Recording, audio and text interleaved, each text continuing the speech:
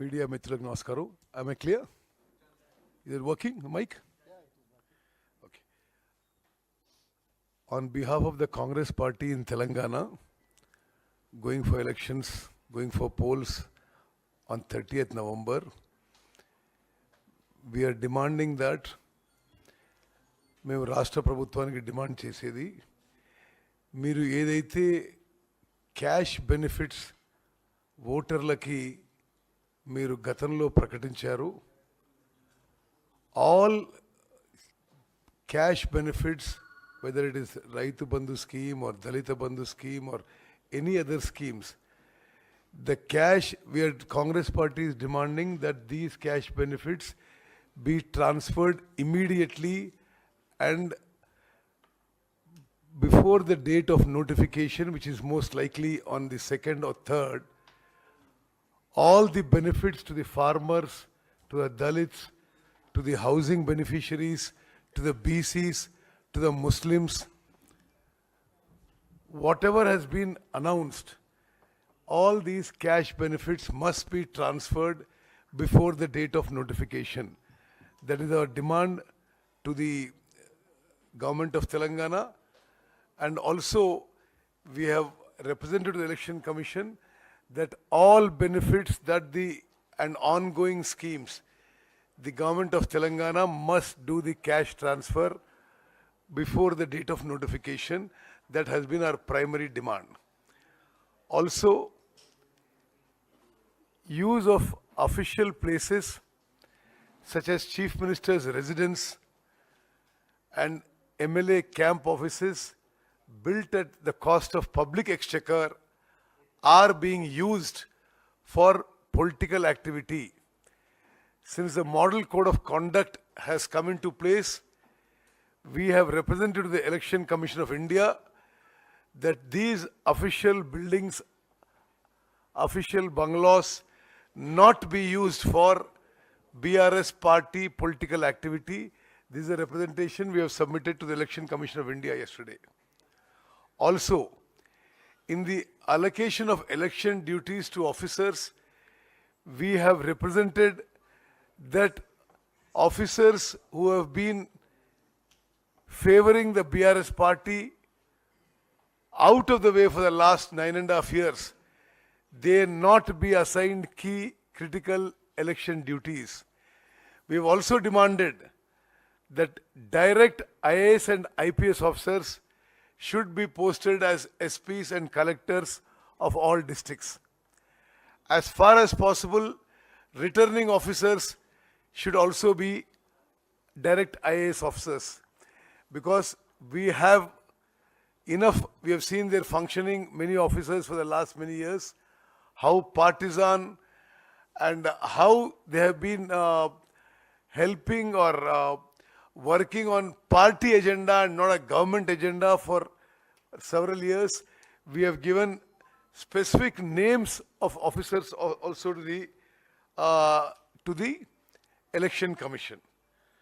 So these are the some of the issues that I wanted to bring to your notice.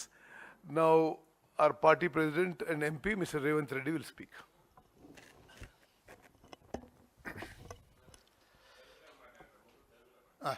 Media మిత్రులకు నమస్కారం.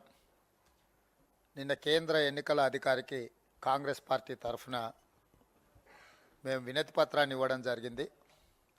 అందులో ప్రధానంగా సంక్షేమ పథకాలకు సంబంధించిన నగదు బదిలీ విషయంలో ఒక నిర్దిష్టమైన సూచన ఎన్నికల అధికారులకు చేయడం జరిగింది.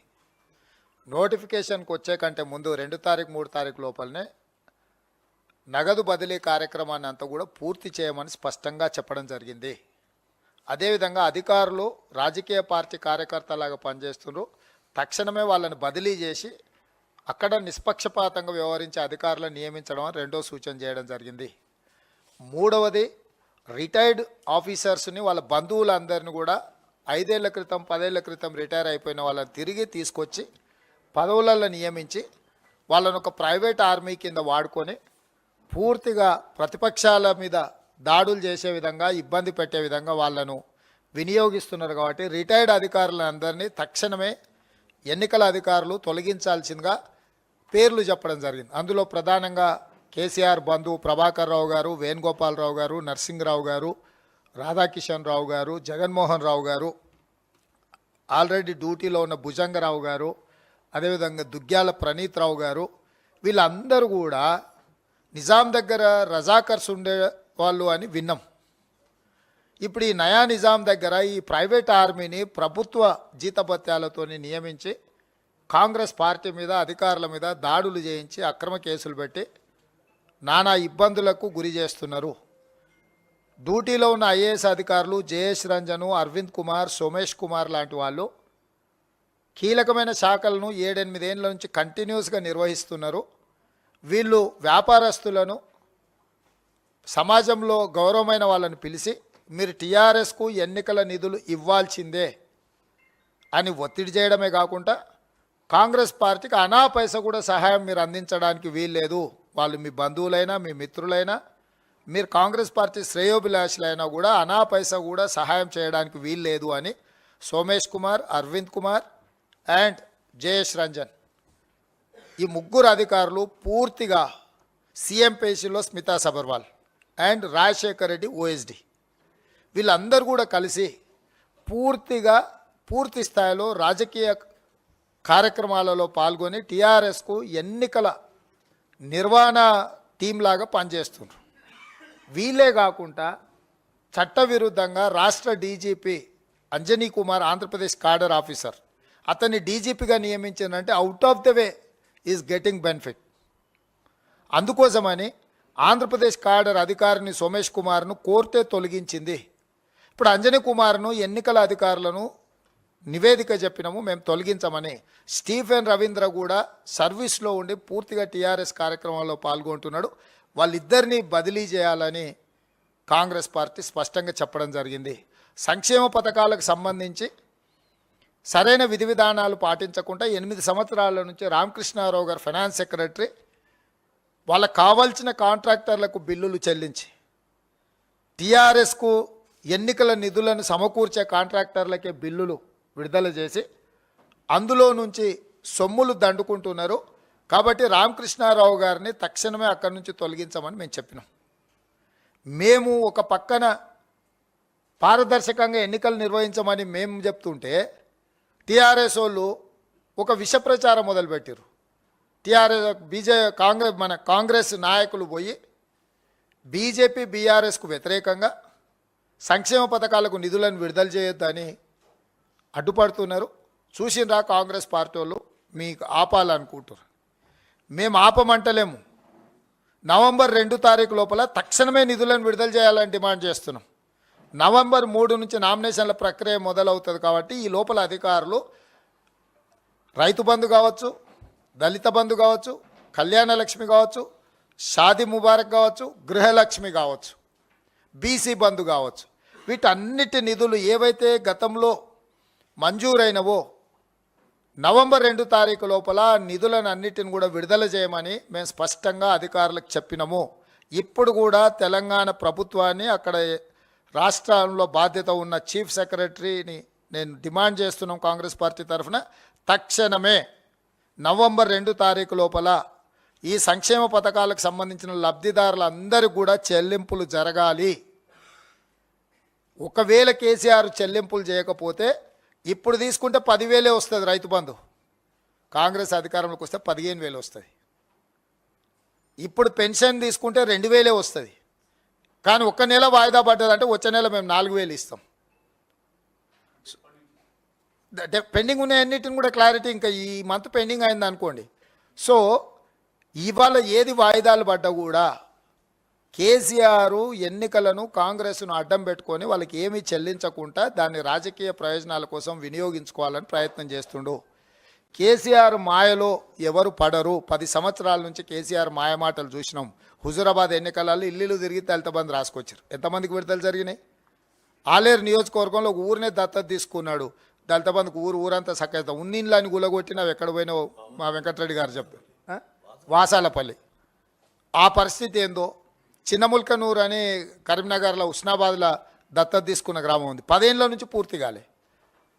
సో కేసీఆర్ అనేవాడు ఏ మాట చెప్పినా అది అమలు చేయడు. ఇన్నాళ్ళు ఆయన ఏదో చేసినట్టు ఇప్పుడు మేమేదో అడ్డుకుంటున్నాం అన్నట్టు కాంగ్రెస్ మీద ఏదైతే విష ప్రచారం చేస్తున్నాడో ఇది తప్పుడు ప్రచారము. ఈ తప్పుడు ప్రచారాలు కూడా కేసీఆర్ను కాపాడలేవు. ప్రజలు నిర్ణయించుకున్నారు కేసీఆర్కు గుణపాఠం చెప్పాలని. ఇక మేడిగడ్డ విషయంలో అక్కడ సంఘ విద్రోహక శక్తులు ఏదో చర్యకు పాల్పడ్డాయి, బాంబులు పెట్టిండ్రు, పెద్ద శబ్దం వచ్చింది, పేలిపోయింది అక్కడ, అందుకే అవి కుంగిపోయినాయని. అంటే KCR logic and common sense కోల్పోయినామని నేను అనుకుంటున్నా. బాంబులు పెట్టి పేలిస్తే గాల్లోకే ఎగురుతాయి, భూమిలోకి కుంగిపోదు. ఇంత కనీస పరిజ్ఞానం 1వ తరగతి చదువుకున్నాను కూడా తెలుసు. దేంట్లోనైనా ల్యాండ్ మైన్ పెట్టినా, ఏమైనా డెటనేటర్లు పెట్టినా, ఏవైనా బాంబులు పెట్టి ఏదైనా పేలిస్తే, అసాంఘిక శక్తులు ఏదైనా పేలుడు పదార్థాలు ఉపయోగిస్తే పేలి గాల్లోకి ఎగురుతాయి, భూమిలోకి కుంగదు. మేడిగడ్డ ఎందుకు భూమిలోకి కుంగింది? కింద అపారమైన బొగ్గు నిక్షేపాలు ఉన్నాయి. మట్టి అయితే లేయర్స్ ఫార్మేషన్ ఉంటుంది, ఒక స్టేజ్ తర్వాత స్ట్రాంగ్ ఉంటుంది. బొగ్గు నిక్షేపాలు ఉన్నప్పుడు వాటి మధ్యలో గ్యాప్లు ఉంటాయి. సో ప్రెషర్ పడ్డప్పుడు ఆ వాటర్ కానీ ప్రాజెక్ట్ కానీ ప్రెషర్ పడ్డప్పుడు కింద సాయిల్ రీసెటిల్ అయిపోయినప్పుడు అవి కదిలినాయి. కదలడంతో ఈ కంపోజిషన్ అంతా మారిపోయింది, దాంతో అవి కుంగిపోయినాయి. ఇది నిర్మాణ నాణ్యతా లోపము. సాయిల్ టెస్ట్ చేయాలి. మనం చిన్న ఇల్లు కట్టుకుంటే కూడా పిల్లర్లు తీయాలంటే గుంత కొట్టి దాని కోర్ కట్ చేసి ఈ భూమి పట్టింపు ఎంత ఉందో ల్యాబ్కు పంపించేసి ఎక్కడ మనకు ఉందో అని అంత లోతు మనం తీసి బునియాదులు తీసి కడతాం. ఇంత పెద్ద ప్రాజెక్టు 1,50,000 కోట్లతో కట్టే కాళేశ్వరం 1000 ఏళ్ళైనా ఉండాల్సిన కాళేశ్వర ప్రాజెక్టు నిర్మాణంలో ఆ ప్రాంతం అపారమైన బొగ్గు గనులు ఉన్నాయి. అసలు అపారమైన బొగ్గు గనులు ఉన్నప్పుడు సాంకేతికంగా ఏం జాగ్రత్తలు తీసుకోవాలనో ఆలోచించకుండా కక్కుర్తిపడి మీద గాల్లో మేడలు కట్టినట్టు మేడిగడ్డ ప్రాజెక్టు కట్టి ఈరోజు అది కుంగిపోతే ఆ ఎల్ఎన్టీ కంపెనీని బ్లాక్ లిస్ట్ చేయకుండా, ఇమ్మీడియట్గా క్రిమినల్ కేసులు పెట్టి అరెస్టులు చేయకుండా, ఆ కంపెనీ ఇచ్చిన లంచాలకు కక్కుర్తిపడి ఇప్పుడు వాళ్ళ మీద ఏమైనా చర్యలు తీసుకోవడానికి పోతే ఇచ్చిన లంచాల లెక్కలు చెప్తారని వాళ్ళని కాపాడడానికి మావోయిస్టుల మీద, సంఘ విద్రోహక శక్తుల మీద నెపాన్ని నెట్టేసి మేడిగడ్డ కుంగిపోవడం నుంచి తప్పించుకోవాలనే ప్రయత్నం చేస్తున్నారు. ఇవాళ మేడిగడ్డ కాదు, కేసీఆర్ కుంగిపోయే పరిస్థితి వచ్చింది, కేసీఆర్ జైలుకు పోయే పరిస్థితి వచ్చింది ఈ ప్రాజెక్టుల వల్ల, ఈ తప్పుడు నిర్ణయాల వల్ల. అందుకే తెలంగాణ ప్రజలకు, ఓటర్లకి మేము స్పష్టంగా విజ్ఞప్తి చేస్తున్నాము. సంక్షేమాన్ని కనిపెట్టిందే కాంగ్రెస్ పార్టీ, సంక్షేమాన్ని పేదలకు దరిచేర్చిందే కాంగ్రెస్ పార్టీ. కాబట్టి కాంగ్రెస్ పార్టీ ఈరోజు స్పష్టంగా డిమాండ్ చేస్తుంది, రైతు బంధు, దళిత బంధు, బీసీ బంధు, కళ్యాణ లక్ష్మి, షాదీ ముబారక్ ఇతర పథకాలన్నిటిని కూడా నవంబర్ 2 తారీఖు లోపలనే లబ్ధిదారుల ఖాతాలలో 100% నగదు బదిలీ చెయ్యాలి. ఇది నిర్దిష్టమైన డిమాండ్ కాంగ్రెస్ పార్టీ నుంచి అని నేను మీడియా మిత్రులందరికీ తెలియజేస్తున్నా. సెంట్రల్ ఫస్ట్ డ్యామ్ సేఫ్టీ అధికారులు వచ్చిండ్రు కేంద్ర ప్రభుత్వం నుంచి. డ్యామ్ సేఫ్టీ అధికారులు ఏం పరిశీలించారు, ఏం నివేదిక కేంద్ర ప్రభుత్వం ఎందుకు బయట పెడతలేదు? ఏంది నరేంద్ర మోడీ, చంద్రశేఖరరావు లాలూచి? అంటే మీకు ప్రొటెక్షన్ మనీ ఇచ్చిండు కాబట్టి మీరు కూడా కేసీఆర్ అవినీతిని కప్పిపుస్తున్నారు. కేంద్రం నుంచి, జలవనరుల శాఖ నుంచి డ్యామ్ సేఫ్టీ అధికారులు అక్కడికి వచ్చి క్షేత్రస్థాయిలో పర్యటించి పరిశీలించి నివేదిక తయారు చేసినప్పుడు నివేదికను బహిరంగపరచడానికి డ్యామ్ సేఫ్టీ అధికారులకు వచ్చిన ఇబ్బంది ఏంది? అంటే ఈ అంశాన్ని కూడా తప్పుదోవ పట్టించి బీఆర్ఎస్ను కాపాడడానికి కేంద్ర ప్రభుత్వం పనిచేస్తుంది. కాబట్టి ఈ డ్యామ్ సేఫ్టీ నివేదిక వచ్చిన తర్వాత అది సిబిఐని విచారణ చేయమని అడగాలనా, సెంట్రల్ విజిలెన్స్ నివేదిక అడగాలనా, లేకపోతే డైరెక్ట్గా క్రిమినల్ కేసు ఫైల్ చేసి అరెస్టు చేసి విచారణ చేయాలనా అనే దాని మీద స్పష్టంగా సాంకేతిక నిపుణులతో మాట్లాడి చెప్పడం జరుగుతుంది.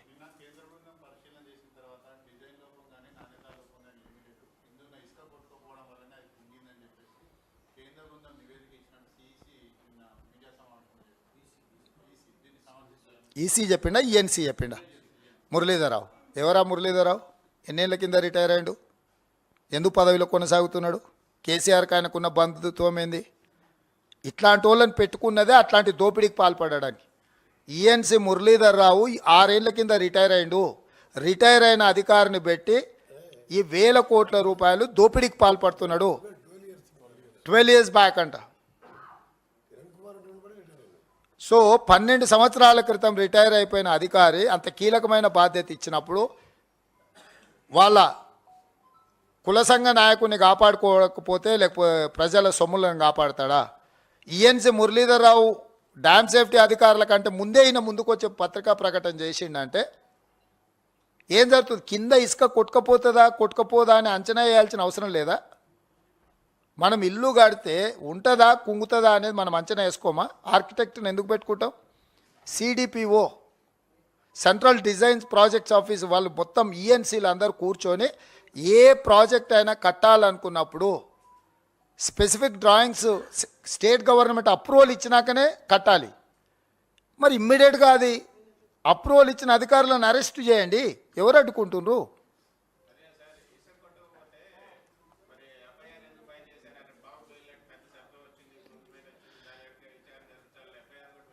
నేను అనేది అదే, వాళ్ళు ఒక రకంగా మావోయిస్టుల మీద నెట్టేసి తప్పించుకుందామని సాంకేతికంగా ఇంకొక ఇసుక కొట్టుకపోతే ప్రాజెక్టు కుంగిపోతుంది అని అంటే ఎంత నాణ్యత లోపం ఉందో ఈఎన్సీ గారే చెప్పకనే చెప్తున్నాడు. ఒక తప్పును కప్పిపుచ్చుకోవడానికి ఇంకొక తప్పుడు మాటలు చెప్తున్నారు.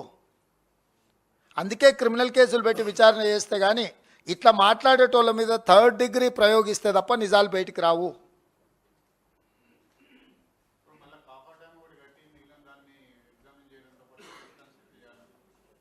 ఇప్పుడు దాని రిపేర్ ఏం చేస్తాడు, రెనోవేషన్ ఏం చేస్తాడు అనేది సెకండరీ. జరిగిన తప్పిదానికి శిక్ష ఎవరికి, నేరం చేసింది ఎవరు, శిక్షించాల్సింది ఎవరిని ఫస్ట్ ఇది నిర్ధారించండి. తర్వాత రిపేర్స్, రెనోవేషను, రిస్టరేషన్ అనేది మళ్ళీ చూద్దాం. కేంద్రం అనేది ప్రొటెక్షన్ మనీ తీసుకుంది కదా, నేను మొదటి నుంచి చెప్తున్నాను. నేను ఎప్పుడు చెప్పినా మీరు ఇంటనే లేరు. కేసీఆర్ సంపాదించిన అక్రమ సంపాదనలో ఢిల్లీకి కప్పం కడుతున్నాడు. ఒకప్పుడు సుల్తాన్లు ఉన్నప్పుడు సామంతులు అందరూ కూడా సుల్తాన్కు కట్టేటోళ్ళు కప్పము. సో తెలంగాణ సామంతుడు ఢిల్లీలో ఉన్న చక్రవర్తికి కప్పం కడుతున్నాడు. అందుకే వాళ్ళు ఏమంటలేరు మావోడే కదా అని. ఒకప్పుడు నిజాం దగ్గర కాసిం రిజీ ఉండేటోడు ప్రజల దగ్గర పన్నులు వసూలు చేయడానికి. ఇప్పుడు మోడీ దగ్గర కేసీఆర్ ఉన్నాడు వసూలు చేసి ఇలా కప్పం కట్టడానికి. ఇక నివేదికనే బయటికి రాలే, ఎవరి మీద కేసులు పెట్టలేదు. అవన్నీ ముందు చెప్దాం.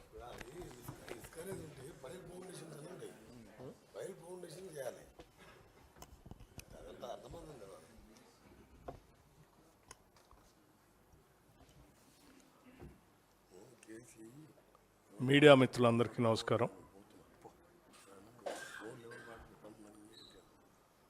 తెలంగాణ రాష్ట్ర కాంగ్రెస్ కమిటీకి సంబంధించినంతవరకు మేము చాలా స్పష్టంగా కేంద్ర ఎన్నికల అధికారులను కలిసి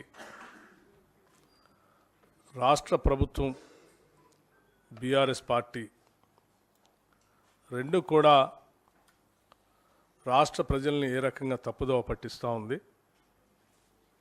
రాష్ట్ర సంపదని ప్రజల కోసం కాకుండా పార్టీ ప్రయోజనాల కోసం ఎట్లా వాడుకుంటుందనేది చాలా స్పష్టంగా చెప్పాం. బీఆర్ఎస్ ప్రభుత్వం గోబెల్స్ ప్రచారం చేసుకుంటూ ప్రజలకి రైతు బంధు ఇస్తామని, దళిత బంధు ఇస్తామని, బీసీ బంధు చేస్తామని, ఇతరత్ర క్యాష్ బెనిఫిట్స్ చాలా చేస్తామని చెప్పి చివరికి ఇళ్లకు సంబంధించి కూడా చెప్పి చేస్తున్నట్టుగా భ్రమలు కల్పిస్తూ గోబెల్స్ ప్రచారం చేసుకుంటూ వచ్చారు. ఒక పక్కన చేస్తామని చెప్పే గోబెల్స్ ప్రచారం ఒక పక్కన, రెండో పక్కన మేము చేయడానికి ప్రయత్నం చేస్తూ ఉంటే మిగతా వాళ్ళు ఏదో ఆపుతా ఉన్నారని చేసే గోబెల్స్ ప్రచారం ఒక పక్కన. ఈ రెండు కూడా అటు ప్రజల్ని ఇటు ప్రభుత్వాలని లేకపోతే ఎన్నికల సంబంధించినటువంటి అధికారులు కూడా తప్పుదోవ పట్టించే. మేము చాలా స్పష్టంగా చెప్తా ఉన్నాం, మీరిచ్చినటువంటి హామీల్ని ఎన్నికల నోటిఫికేషన్ కంటే ముందు మేము త్వరగా అమలు చేయండి అని డిమాండ్ చేస్తూ ఉన్నాం. త్వరగా అమలు చేయండి అని డిమాండ్ చేస్తున్నాం. ఎందుకంటే మీరు ఇచ్చిన హామీని నోటిఫికేషన్ తర్వాత మిమ్మల్ని ఎన్నుకున్నది 5 సంవత్సరాలకే కాబట్టి ఈ కాల పరిమితి కూడా అయిపోతూ ఉంది. కాబట్టి మీరు చెప్పినటువంటి పనులను ఈ నోటిఫికేషన్ లోపలే మీరు అమలు చేయాల్సి ఉంటుంది. కాబట్టి ఈ నోటిఫికేషన్ లోపల ఈ రైతు బంధు కానీ లేకపోతే దళిత బంధు కానీ బీసీ బంధు కానీ మిగతా క్యాష్ బెనిఫిట్స్ ఏమేమి ఉన్నాయో వాటన్నిటినీ ప్రజలకు అందించండి అని డిమాండ్ చేశాం మేము. అలా చేసేటట్టుగా చూడండి అని కూడా ఎన్నికల కమిషన్కి చెప్పాం. మేము చెప్పింది ఇదైతే వాళ్ళు ప్రచారం చేసేది గోబల్స్ ప్రచారం చేసేది ఇంకోటి చేస్తూ ఉన్నారు. అందుకే మేము చాలా స్పష్టంగా మీ ద్వారా మరొకసారి స్పష్టత ఇస్తూ ఉన్నాం. ఇచ్చిన హామీలను వెంటనే అమలు చేయండి, నోటిఫికేషన్ లోపల చేయండి. ఇదే మేము చాలా స్పష్టంగా చెప్పేది, ఇంత మించి ఏం లేదు.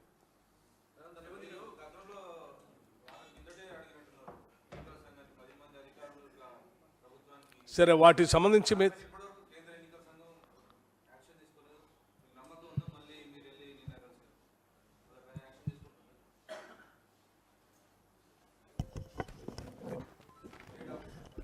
ఇప్పుడు ప్రాసెస్లో ఉన్న అథారిటీకే మనం ఫిర్యాదు చేయాలి.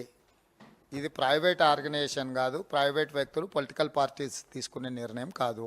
ఎన్నికల అధికారులకు ఫిర్యాదు చేయడం, ఫిర్యాదును వాళ్ళు సరైన విధంగా పరిష్కరించకపోతే కోర్టుకు వెళ్ళడం అనేది 2 అంశాలు ఉన్నాయి. సో మేము అధికారులకు అందుకే మీడియా పరంగా డిమాండ్ చేసినాం, ప్రత్యక్షంగా కలిసి కంప్లైంట్ చేసినాం. వాటి మీద వాళ్ళ చర్యలను బట్టి మా తదుపరి కార్యాచరణ ఉంటుంది.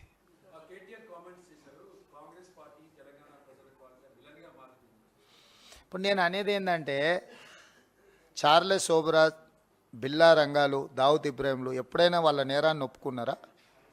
మా అంత దేశభక్తులు లేరు, మా అంత జాతి కోసం అంకితమైన వాళ్ళు లేరని చెప్పిండ్రు. కేటీఆర్ కూడా ఆ కోవకు చెందినోడే కదా. హరీషు, కేటీఆర్, చంద్రశేఖరరావు అనేట ఆయన ఓ బిల్లా రంగా, ఓ చార్లెస్ శోభరాజ్ లాంటి వాళ్ళు ఎప్పుడు కూడా ప్రజల పక్షాన ప్రతిపక్షాలు లేవనెత్తుతున్న అంశాలకు సమాధానం చెప్పరు, ఎదురుదాడి చేస్తారు. కాంగ్రెస్ ఏం చేసిందని 10 ఏళ్ళ నుంచి నువ్వు ఉంటే కాంగ్రెస్ ఏం చేస్తుంది? కాంగ్రెస్ డిమాండ్ చేస్తుంది, కాంగ్రెస్ డిమాండ్ చేస్తుంది. పాలకపక్షం నిర్ణయాలు తీసుకోవాలి, పరిపాలన చేయాలి, ప్రతిపక్షాలు సలహాలు సూచనలు ఇవ్వాలి, అవసరమైతే నిరసనలు, ధర్నాలు, రాస్తారోకోలు, బంధులు చేయాలి.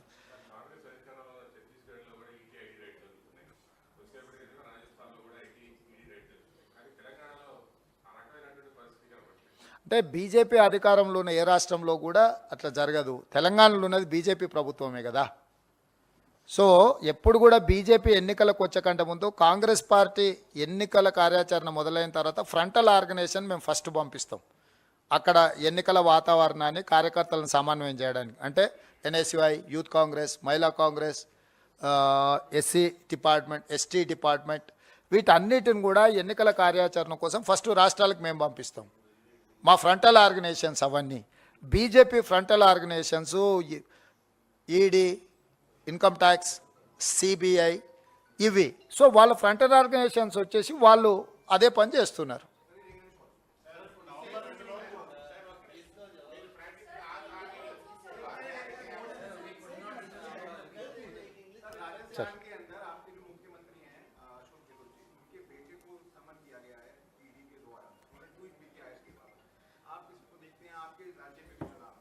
मैं एक ही बात का साफ कहना चाहता हूँ, कल हम लोग इलेक्शन कमीशन ऑफ इंडिया से मिले. तेलंगाना चुनाव में जो भारतीय जनता पार्टी एंड भारतीय राष्ट्र समिति दोनों मिलकर चुनाव में कांग्रेस को हराने के लिए जो ऑफिशियल इंस्टीट्यूशंस को कैसे मिसयूज़ कर रहा है उसके बारे में हम लोग फिरियाद दिए. पर्टिकुलर इन ऑफिसर्स 6 साल से, 7 साल से, 8 साल से एक ही जगह में है. वो ऑफिसर लोग वहाँ पर बिजनेस सेक्शन को बुला दे के बीआरएस को इलेक्शन फंड्स देने के लिए, और रिटायर्ड हो गए सो ऑफिसरों को like Prabhakar Rao IPS officer, Venugopal Rao, Jaganmohan Rao, Narasimha Rao, Radha Kishan Rao, Bhujang Rao, Duggyal Praneeth Rao, ऐसे सब सारे केसीआर रिश्तेदारों को, उसमें से ज़्यादा लोग 8 साल 10 साल पहले रिटायर हो चुके हैं. रिटायर्ड ऑफिसर्स को लेकर रेगुलर पोस्टिंग देके अपोजिशन पार्टी को सताने के लिए, केसेस लगाने के लिए, हरासमेंट के लिए they are working like private army. इनके बारे में भी हम लोग फिरियाद दिए. और मीडिया एंड एडवर्टाइजमेंट्स विंग, तो पॉलिटिकल पार्टी ओन मीडिया है तेलंगाना में. केसीआर का खुद का टी न्यूज़ चैनल है, नमस्ते तेलंगाना पेपर है, तेलंगाना टुडे, ऐसे बहुत सारे चैनल्स पेपर्स केसीआर का खुद का है, बीआरएस पार्टी का. उसमें कांग्रेस के खिलाफ इतना गलत इन्फॉर्मेशन दे रहे, गलत वार्ता छाप रहे कि कांग्रेस में लड़ाई हो रही है, कांग्रेस में ये हो गया, कांग्रेस में वो हो गया, ये सब सारे।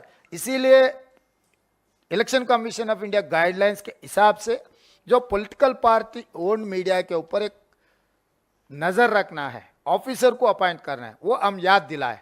दूसरी तरफ रेगुलर मीडिया चैनल्स के ऊपर दबावट लाकर अपोजिशन के लिए कोई स्पेस ही नहीं दे रहा है। मतलब कंप्लीट रूलिंग पार्टी का जो कैंपेनिंग है, रूलिंग पार्टी नेता लोग जो स्टेटमेंट दे रहे हैं वो ही दिखा रहा है। तो न्यूज चैनल्स में भी हमारा हिस्सा हमको ज़रूर देना है। We are principal opposition party, we have to get our own share. So ये भी उन लोगों के नज़र में हम लेकर गए। और खासकर तेलंगाना जो DGP Anjani Kumar, he belongs to Andhra Pradesh cadre officer. Andhra Pradesh cadre officer, he has got out of the way benefit being on a DGP. तो आउट ऑफ द वे जिसको जब बेनिफिट मिला है वो सरकार के साथ और केसीआर के साथ काम कर रहा है, उनको तुरंत वहां से निकालने के लिए हम लोग फिरियाद दिए। इसीलिए हम लोग इलेक्शन कमीशन ऑफ इंडिया से जितना भी हम लोग कंप्लेंट दिए उसके ऊपर तुरंत एक्शन लेना।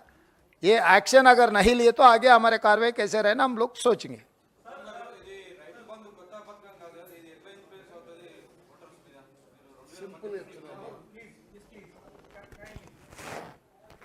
जब क्वेश्चंस पूछ रहे हैं तो एक एक करके क्वेश्चन पूछिए प्लीज।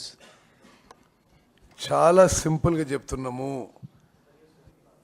నోటిఫికేషన్ డేట్ కంటే ముందు మొత్తం రైతు బంధు, దళిత బంధు, గృహలక్ష్మి, కళ్యాణ లక్ష్మి ఎంత డ్యూ ఉందో అంత అమౌంట్ విడుదల చేయాలి అని చెప్పి బీఆర్ఎస్ ప్రభుత్వాన్ని కాంగ్రెస్ పార్టీ డిమాండ్ చేస్తుంది. అంతకు మించి చెప్పేది లేదు. నేను ఒకటి సమాధానం చెప్తున్నా, నోటిఫికేషన్ కంటే ముందు డబ్బులు విడుదల చేయాలి, అది మరి demand.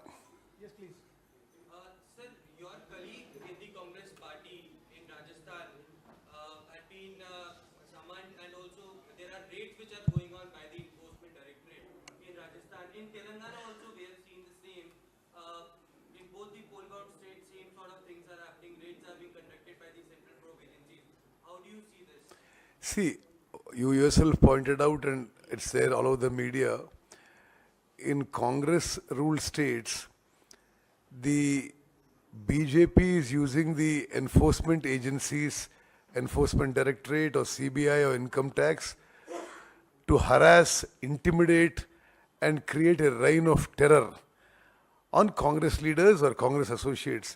In Telangana, it's not happening. I mean, nobody in BRS party, no BRS party leaders, BRS party associate businessmen, nobody is being, even touched.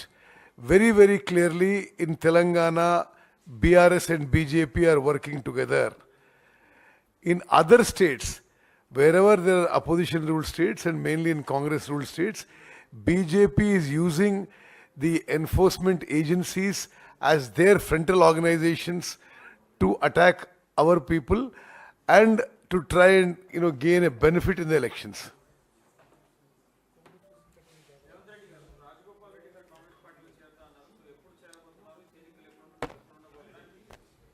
చేరతా అన్నారని వారే చెప్పిండ్రు. ఎప్పుడు చేరేది కూడా వారే చెప్తారు.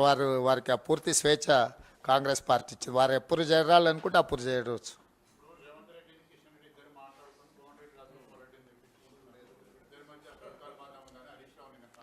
ఇప్పుడు పోయే కాలం వచ్చినప్పుడు ఏదైనా మాట్లాడతారు. మొత్తం మోడీనే అడుగుతా చేరమని చెప్పి. ఇంకా మళ్ళీ కిషన్ రెడ్డితో ఎందుకు మాట్లాడేది? మోడీ అమిత్ షాను కూడా కాంగ్రెస్లో చేరమని చెప్తాం. మా సిద్ధాంతాలను, కాంగ్రెస్ విధానాలను ఆచరించే విధంగా వచ్చి చేరమని చెప్తాం. ఈ అర్థం పర్థం లేని ఆరోపణలతో వాళ్ళని ఎవరు కాపాడలేరు. వాళ్ళొక ఉద్దేశంతో అందులోకి పోయినరు. అందులోకి పోయిన తర్వాత వాస్తవాలు కనిపించినాయి. బీఆర్ఎస్ బీజేపీ కొట్లాడుకుంటున్నారు. కేసీఆర్ అవినీతి మీద, 1,00,000 కోట్ల రూపాయల సంపాదన మీద బీజేపీ చర్యలు తీసుకుంటుందని చెప్పి రాజగోపాల్ రెడ్డి, వివేకు, విశ్వేశ్వరరెడ్డి, విజయశాంతి గారు, డీకే అరుణ గారు, జితేందర్ రెడ్డి గారు, వీళ్ళందరు నాయకులు అందులో పోయి చేరిండ్రు. అందులో పోయి చేరిన తర్వాత ఏమైంది? వీళ్ళు దోసుకున్న దాంట్లో కలిసి పంచుకుంటున్నారు కాబట్టి ఇక ఇమ్మడలేము, మేము ఉండలేము. ఇప్పుడు ప్రత్యామ్నాయం కాంగ్రెసే, కాంగ్రెస్తో మేము కలిసి పనిచేస్తాం. మేము యాక్చువల్గా సిద్ధాంతపరంగా కాంగ్రెస్ వాదులం, కానీ రాష్ట్రంలో జరుగుతున్న అవినీతిని నిలువరించడానికి బీజేపీతో చేరమన్నారు. వాళ్ళు ఎవరు బీజేపీ సిద్ధాంతాలను ఆకర్షించి పోలే. కేంద్రంలో అధికారంలో ఉన్నారు కాబట్టి కేసీఆర్ అవినీతి మీద చర్యలు తీసుకుంటారని వాళ్ళు వెళ్ళినరు. కానీ అవినీతిలో వాళ్ళు కూడా భాగస్వాములు అని తెలిసిన తర్వాత వాళ్ళు వెనక్కి వస్తున్నారు.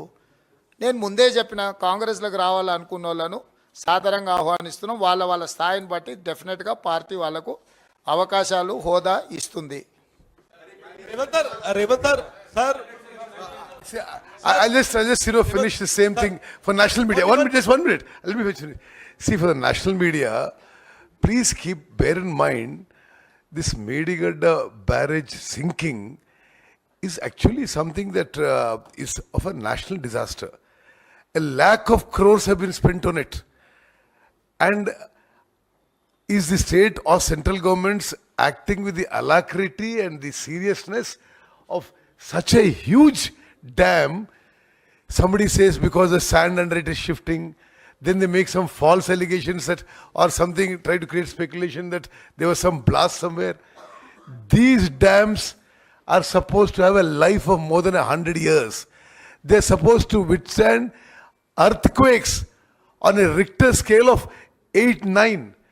And they're giving some very silly excuses for their negligence, for their corruption.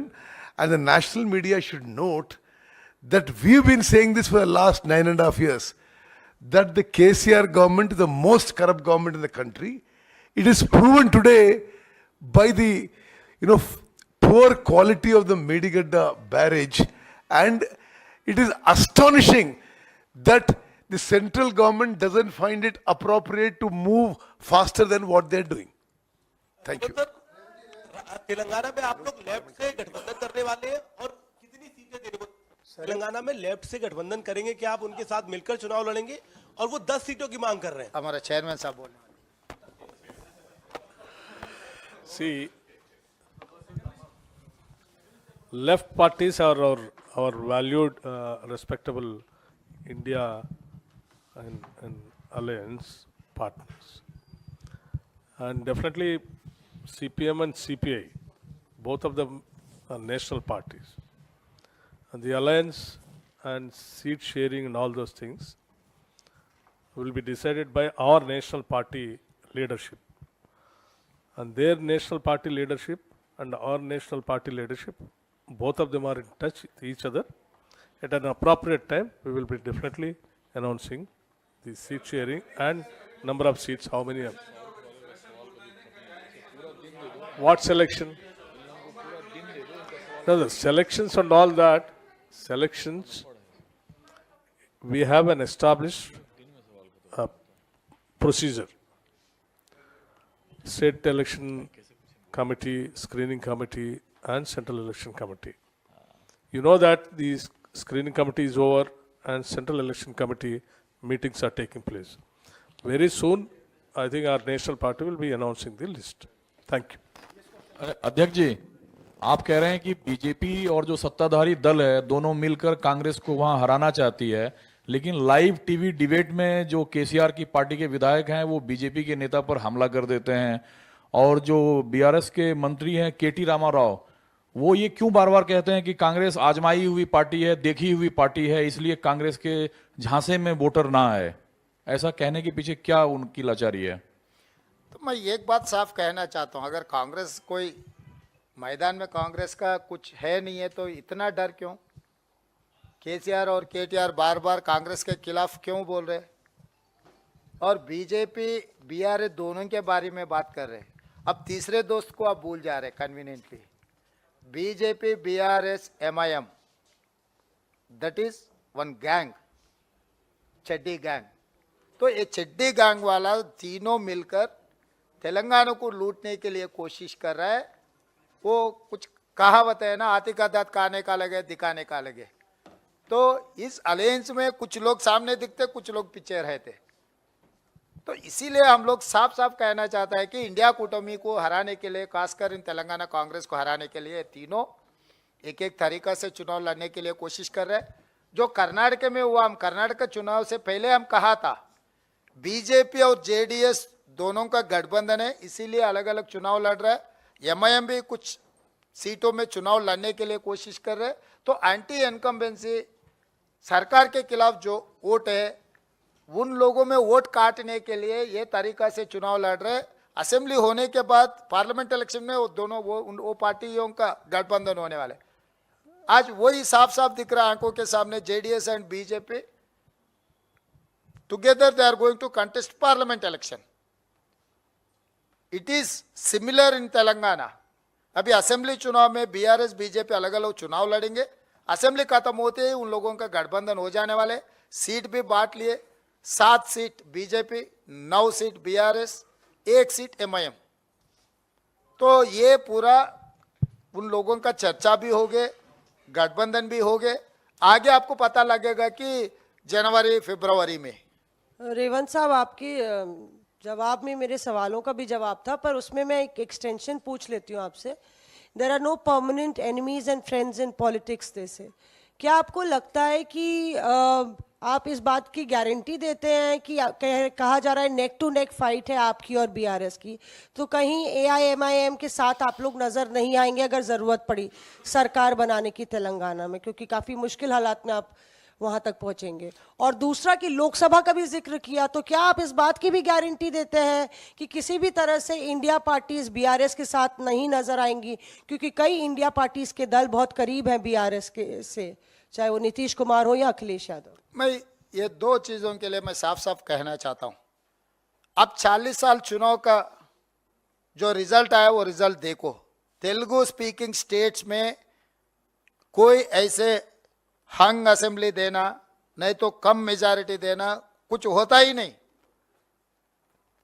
आप 1983 से लेकर till 2023 40 years of Telugu speaking states, they've never given hung assembly. That is why I'm making my statement on record. We are going to form the government with 2/3 majority. तो आप कोई चिंता करने का जरूरी नहीं है हम लोग एमआईएम के साथ जाएंगे। एमआईएम के साथ और बीजेपी के साथ कांग्रेस को तो वो सवाल ही नहीं है। और असदुद्दीन ओवैसी उनके बड़े भाई अमित भाई को छोड़कर हमारे कने क्यों आएंगे? अमित भाई असद भाई अदानी प्रधानी जैसा जोड़ी है, डबल इंजन। असद और अमित ये डबल इंजन है। ये डबल इंजन को आप अलग अलग नहीं कर सकते। अगर एक इंजन फेल हो गए तो दूसरे इंजन ऑटोमेटिकली गिर जाएंगे। तो हमको कोई चिंता नहीं, आप भी कोई चिंता करने का जरूरी नहीं है। आने वाले चुनाव में साफ साफ कांग्रेस पार्टी की सरकार बनने वाले है तेलंगाना में। आप लोगों को भी December 9th 2023 कांग्रेस सरकार का प्रमाण स्वीकार हो जाएंगे। आप लोग दिल्ली से पत्रकार मित्र सब लोग उस दिन आना है हैदराबाद को। कांग्रेस पार्टी नायकुడు सीएम అవుతారు।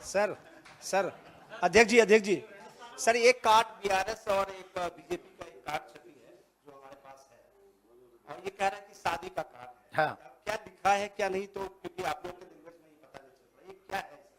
ओ February 14th है ना? What is that? हाँ, वो कार्ड वो है बीजेपी और बीआरएस का।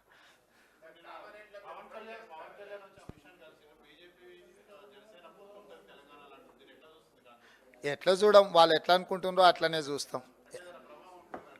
కేఏ పాలను కూడా కలుపుకుంటే బాగుంటుందని అనుకుంటున్నాం వాళ్ళతో పాటు। పార్టీ ఆదేశిస్తే నేను అవన్నీ అనట్లేదు। పొత్తులా కలుస్తున్నారంటే చాలా మందిని కలుపుకోవచ్చు అని సూచన చేసిన। కామారెడ్డి విషయానికి వస్తే కొడంగల్లో 2009 తెలంగాణ ఉద్యమం జరుగుతున్నప్పుడు తెలంగాణ రాష్ట్ర సాధన కోసం చంద్రశేఖరరావు గారు మహబూబ్ నగర్ పార్లమెంటు నుంచి ఎన్నికల బరిలో దిగిండు। అక్కడ ప్రజలు ఓటేసి గెలిపించిండ్రు।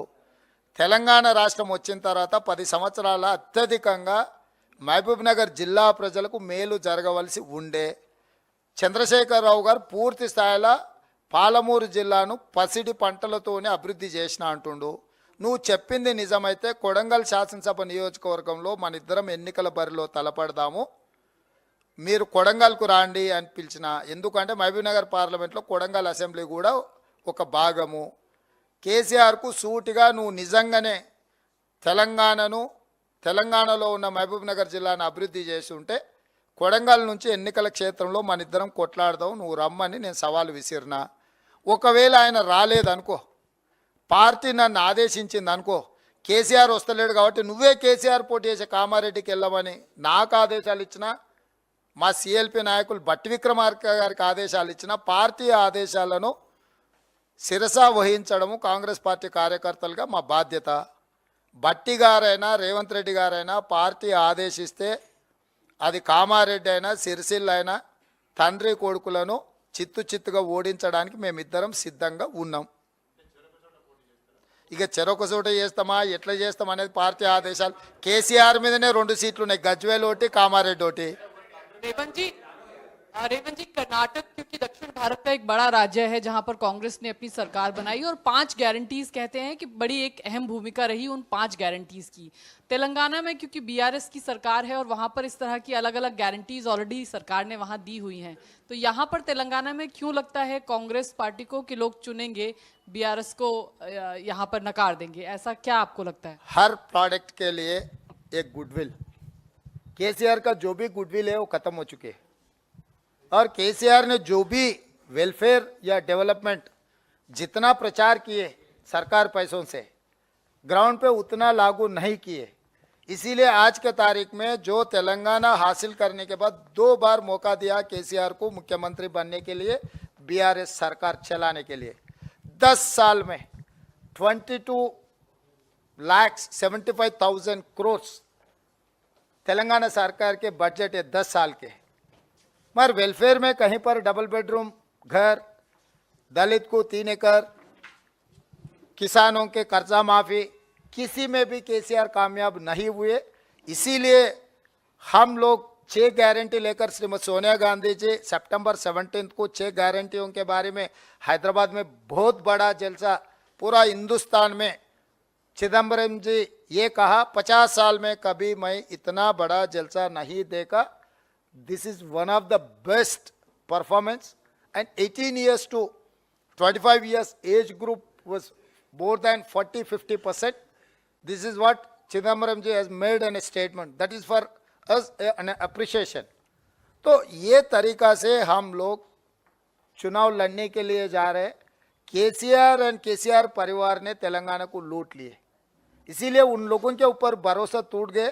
अभी लोग उन लोगों को हराने के लिए इस चुनाव में वोट देने वाले हैं, कांग्रेस की सरकार बनने वाले जैसे कर्नाटक में बना है। Revan ji, last question, Revan ji, what is the difficulties in seat sharing between Congress and left? Did they ask any important sitting seats from Congress? मेरा दोस्त ये जवाब देने वाले हैं। No, I've question to already Revan ji. answered. I've already answered about on that. No, what is the difficulties? Did they ask any important There's sitting nothing. seats? There's nothing. See, 119 seats are very important for everyone. the deliberations are taking place. Thank you very We'll much. announce it at appropriate time.